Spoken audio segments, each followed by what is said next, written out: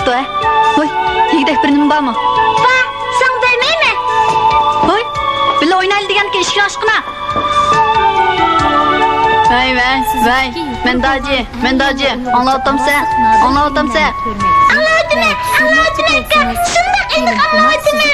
Chaqan degina, yeydigan narsalar nada? Qo'zg'im to'yg'izolay. Yeymenli deb tursa.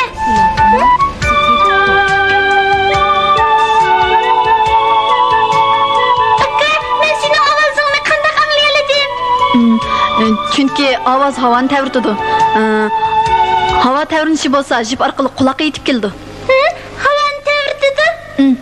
Buni ovoz to'lqinimi deydi. Qara, tosh tushgan chog'da to'lqin paydo bo'ldi-ku. Shuningga o'xshash ovozmi havoni tavritish orqali ovoz to'lqinini paydo qildi. Aka, sen nechik narsani bilgansan? Men buni yanglab o'rgandim. Ammisi, telefonning asosi qanday? Buni texi bilmayman. Menda so'rab boqaylik.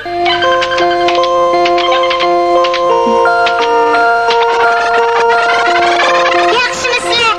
Men Alexander Grandberning mimi. Alexander Grandber? Shundoq, telefonni ber kashf qilgan. Bugun sizlarga shuni so'zlab beray.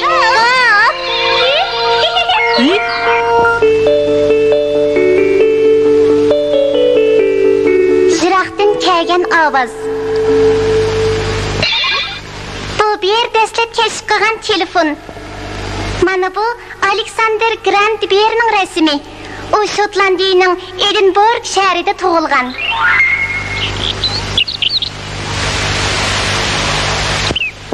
A, O, E, I, O. Berning dadisi ataqli komediya artisti. Berning artist bo'lsa bormi nima ha? A, O, O. Artist bo'lay deb ovoz mashq qilyapsiz ha? Yo'q. Men dadamning ishlariga varislik qilish uchun to'g'ri talaffuz qilishni mashq qilyapman. Ha, mundaqkanda bu musuq sizdan artist chiqmaydi. Nima? Nima dedi? Yana bir gina. Eski. Dada, qaytib kelibsiz. Ha, qaytib keldim. Berning dadisi gaskachlar uchun yangi tilni tadqiq qilyapti. Bu gap qilayotgan odamning ig'iz harakatiga qarab, uning nima deyotganligini bilib olg'ili bo'ladigan tildi. Men pat yaqinda Londonga borib xizmat qilaman. Sening patroq cho'ng bo'lib, menga hamdam bo'lishingni umid qilaman. Men shuni o'ylab to'g'ri talaffuz qilishni mashq qilyapman, dada. Ha, yaraysan balam. Dadasining xizmati munosabati bilan bir Londonga keldi. Shu chaqda bir endili 19 yoshga kirgan bo'lsa-mu, nayti pishib yetilgachga dadasining qavul yordamchisi bo'lib qolgan edi.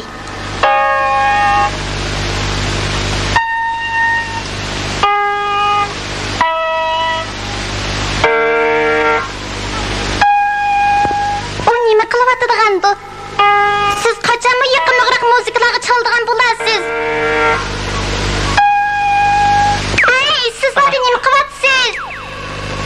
Men tovush asli qilay deyman. Tovush? Buningga pianino chalishning nima hojati? Sizga men aytib beray. Qaysi tovushni anglamoqchi?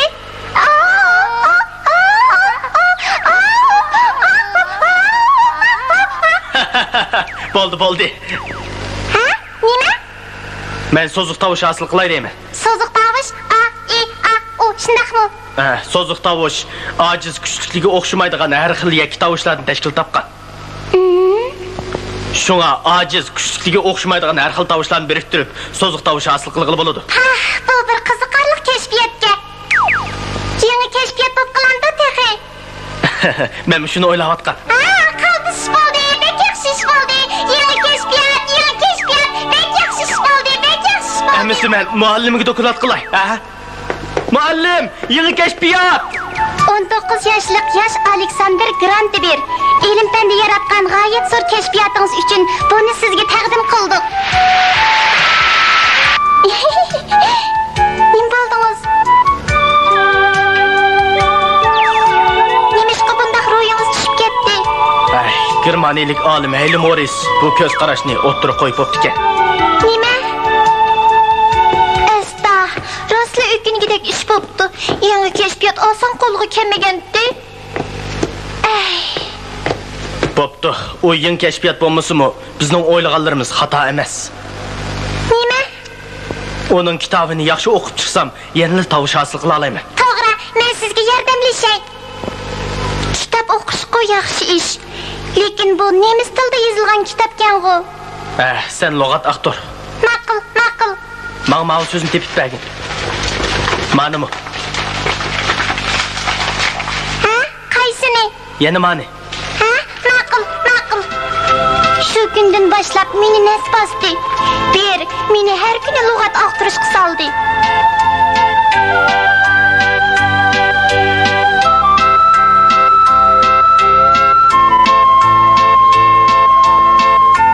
Yana bir so'zini tepib ber. Uyqum kelib ketdi. Qolgan o'zingiz teping-a. Yana birini tepib bersangchi.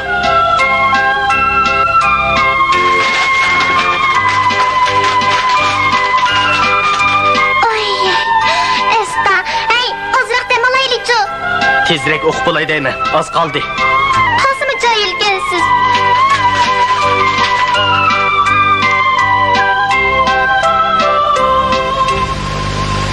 Acayip yaxshi bo'ldi. Oxiri o'qib tugatdim. Qandaqroq tushundingizmi? Hech nimasini tushunolmadim.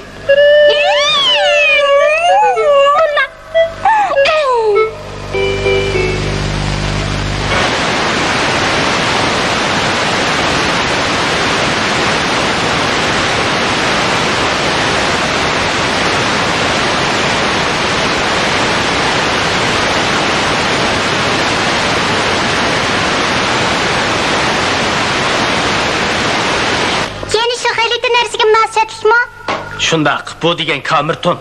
Kamerton gimnastika saymanimi? 1 2 1 2.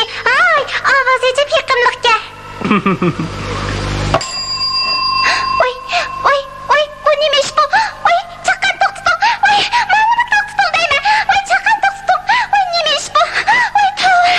Oy, to'xtating deyman.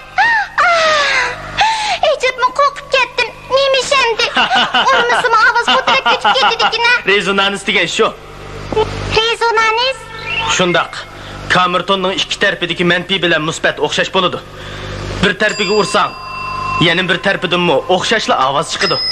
Ayli Morris elektromagnetlik to'mirdan foydalanib, kamerton orqali so'ziq tovush hosil qilgan. Mana shuningdan qaraganda elektr orqali xabarlash usulidan foydalanib, yiroqdagi kamertondan ovoz hosil qilgan bo'g'idek.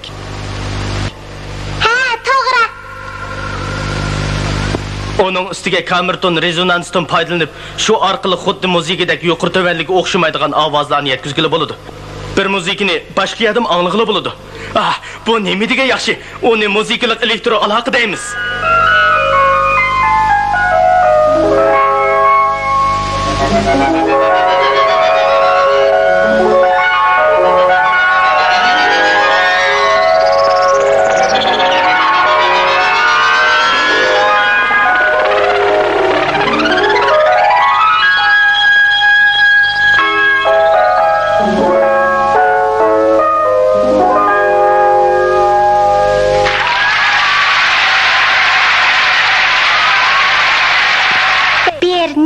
Bilmegechga so'ziq tovush tadqiqotini to'xtatib turishga majbur bo'ldi.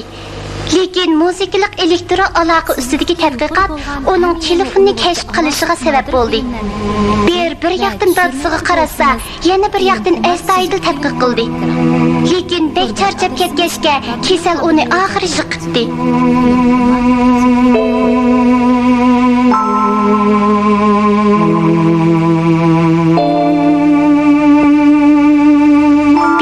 Ota-onasi bolasini deb uzun yil turgan Angliyadan ketish qaroriga keldi.